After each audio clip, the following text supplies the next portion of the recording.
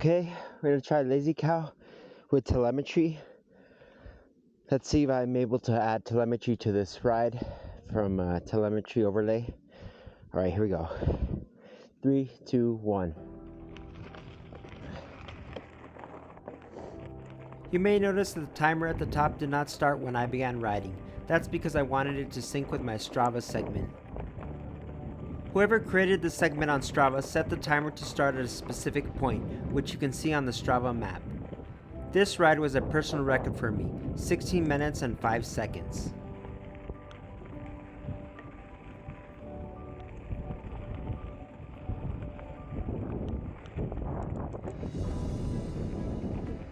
I wanted to add telemetry to my rides but didn't want to buy 2 GPS remotes for my Insta360 cameras.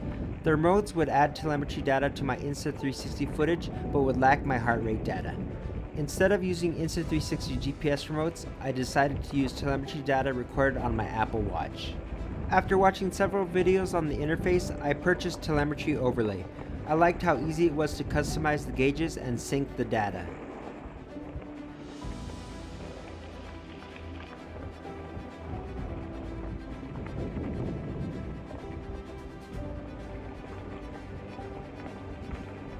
I use my Apple Watch to record my mountain bike rides on the workout app so that it can record my heart rate. The data is then sent to another app called HealthFit. From there, HealthFit sends the data to Strava so that my heart rate is recorded. This is not necessary for getting telemetry on the footage, it's just something I do to get the heart rate data into Strava. If I only use Strava, I wouldn't be able to record my heart rate directly. The reason I use HealthFit is that it allows me to export a GPX or FIT file, which records all the telemetry data. Once I have the GPX or FIT file, I can load it into Telemetry Overlay along with the video footage and I can sync them up. I won't go into detail on how I did this because there are several videos on Telemetry Overlay that I will link in the description below. I will also link a video about HealthFit.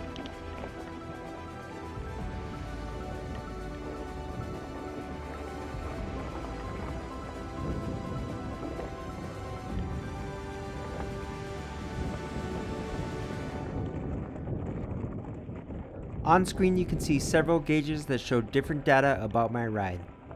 At the very top there's a timer that tracks how long I've been riding. Just below that there's a distance gauge that shows how far I've traveled. On the upper left there is a GPS trail map that shows the trail and my location on it. On the upper right there is a dynamic map of the ride with a satellite view that follows me as I move. Below that there is a slope gauge that shows the angle of the terrain. To the left of that there is an elevation gauge that shows how much I've climbed and descended. To the right there is a compass that shows the direction I'm heading. On the bottom right there is a heart rate gauge that shows how fast my heart is beating.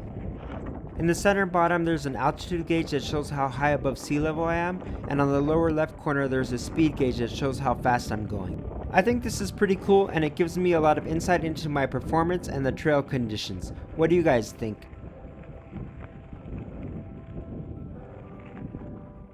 I think all this telemetry can really help you out if you're training for a race and want to study the performance of your ride. Lazy Cow is a good trail to practice on because it's got a variety of terrain that is good for all skill levels. If you're a beginner you can take it easy, or if you're more advanced you can push yourself and work on various skills.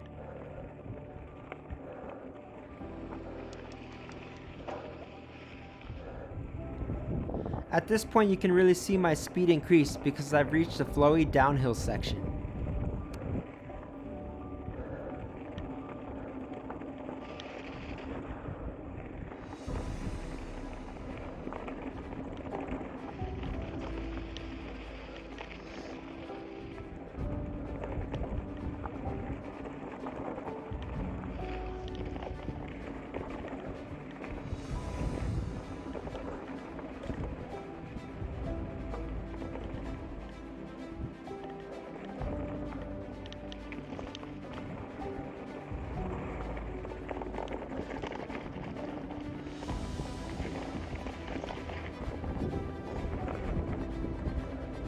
On this particular ride, I was trying to beat my personal record, which I did end up doing. I was lucky that on this day there were not a lot of riders out. I'm pretty sure my personal record is not that fast compared to other mountain bikers, but I'm still pretty happy that I'm getting faster. I doubt I'll ever be a Strava king of the mountain. Hi.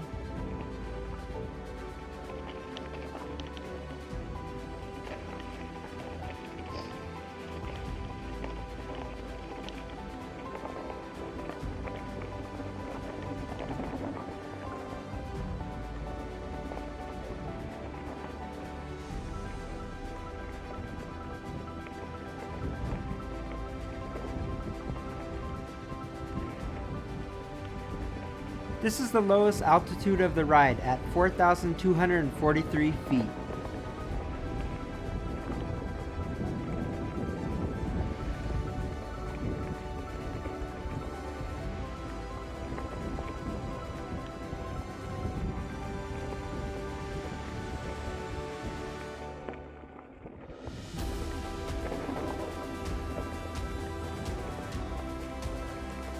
Some of the skills I've been working on have been improving the speed of my turns. Some tips that I've learned are to keep your outside foot down on the turn so that you have better tie grip, and to really exaggerate leaning your bike. I watched a really good video by the Lone Ranger about turns that I will link in the description below. I'm always watching mountain biking skills videos to see how I can improve and to keep me motivated. If you're interested, you can check out my playlist called My MTB Skills, which has a bunch of videos with tips from some really great mountain bikers. What skills are you working on to improve your riding? Leave a comment below about what skill you have practiced that has really improved your riding.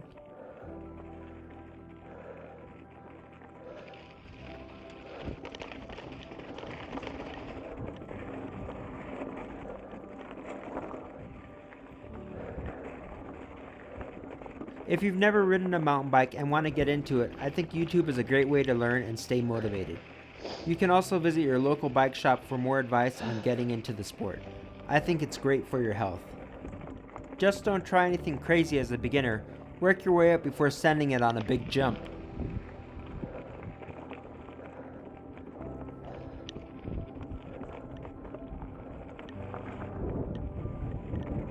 This whole next section is an uphill climb, and I feel that getting faster at climbing this section will really help improve my speed.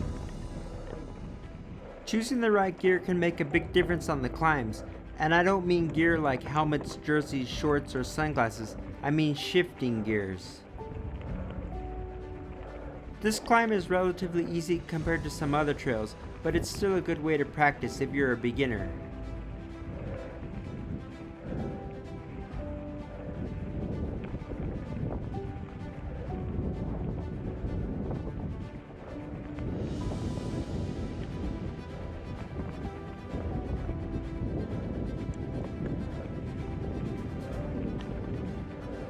What a great view of the mountains as you pump your legs up this climb.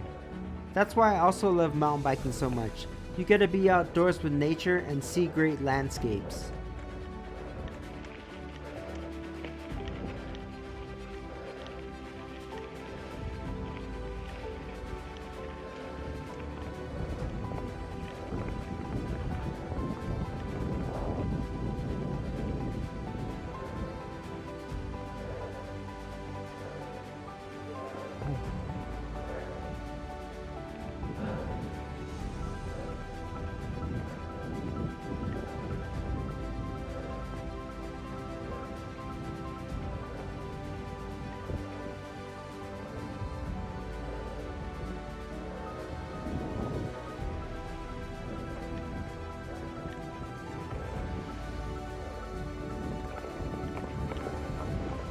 If you need some inspiration to ride your mountain bike, check out the YouTube video 8600 Feet.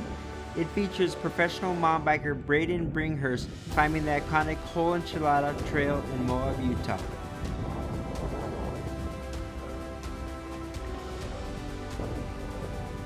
In a world where the Whole Enchilada is the ultimate mountain biking trail, expert riders from all over the globe come to Moab, Utah to face its 800 plus feet of descent over rough and wild terrain full of rock drops and bullet fields. But no one has ever attempted to ride up every inch of the trail until now. All joking aside, the film is amazing and inspiring. You won't regret watching it.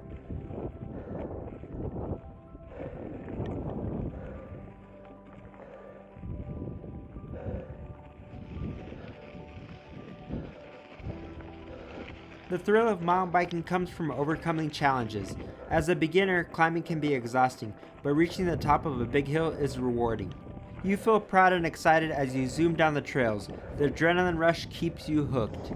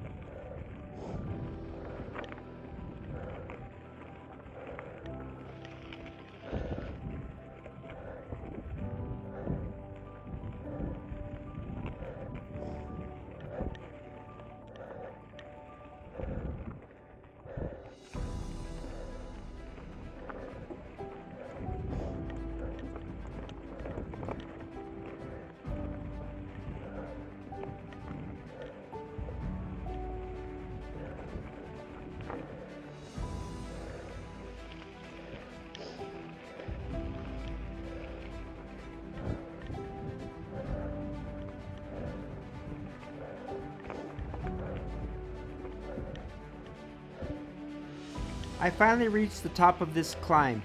The altitude meter shows 4,316 feet above sea level. I wish I had some high-tech sunglasses that could display all the data on the lenses.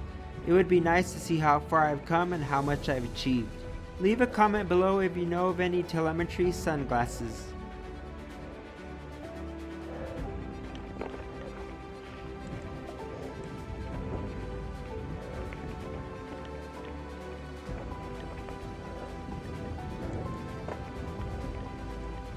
The hardest part is over, but I'm still not going fast. The climb has drained my energy. That's why I like to watch my videos with telemetry later. They show me where I can improve my speed and performance.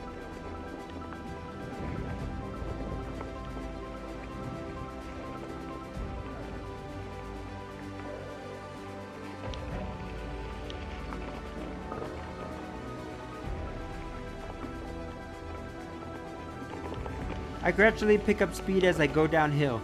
There is one tricky turn that I have to watch out for. It comes up fast and I have to brake hard.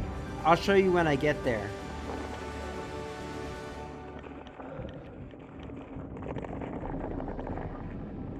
This is the turn I was talking about. I'm going really fast now and I have to slam on the brakes to stay on the trail. This is where I need to work on my technique. If I can master this turn, I'll be able to go much faster.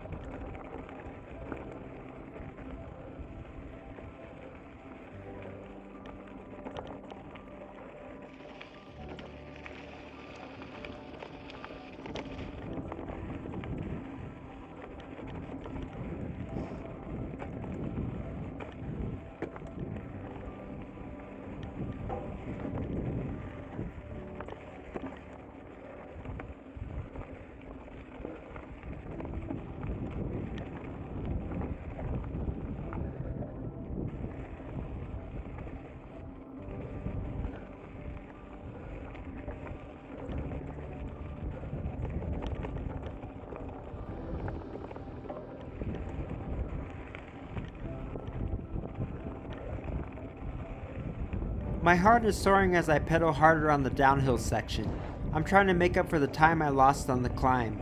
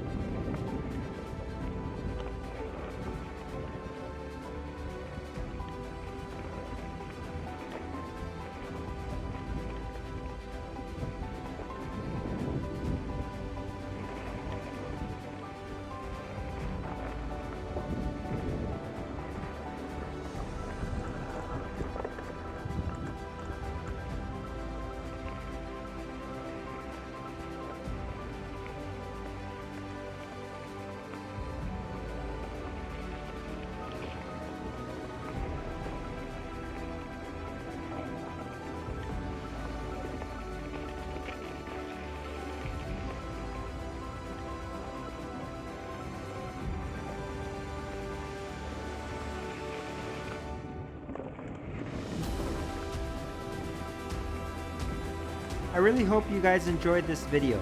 I wanted to share this experience with you. It's not easy making these videos, so I'm always looking for cool ideas that are fun to create. I'm grateful for your support. If you watched till the end, leave a comment.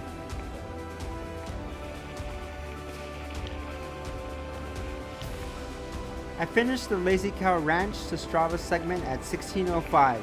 That's my best time ever. As you can see, the elevation chart shows that I climbed 109 feet and descended 170 feet and rode a distance of 2.5 miles. Thanks for watching. Like and subscribe for more adventures.